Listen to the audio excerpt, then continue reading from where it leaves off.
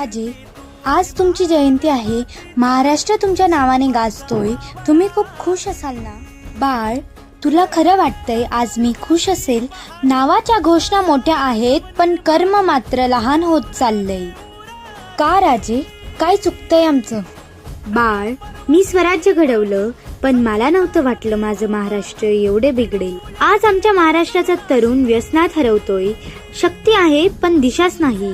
मी स्त्रियांचा सन्मान केला, शत्रूंच्या स्त्रियांनाही आई म्हटलं, पण आज माझ्या महाराष्ट्रात माझ्या लेकी बाळी सुरक्षित का नाहीत?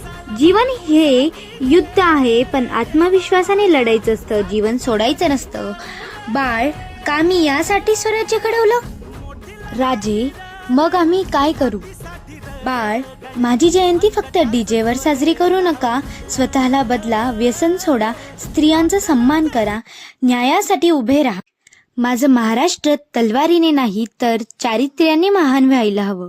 राजे, आम्ही शब्द देतो, आजपासून बदल सुरू होईल. महाराष्ट्र पुन्हा संस्कार, शौर्य आणि स्वाभिमानाने उभा राहावं.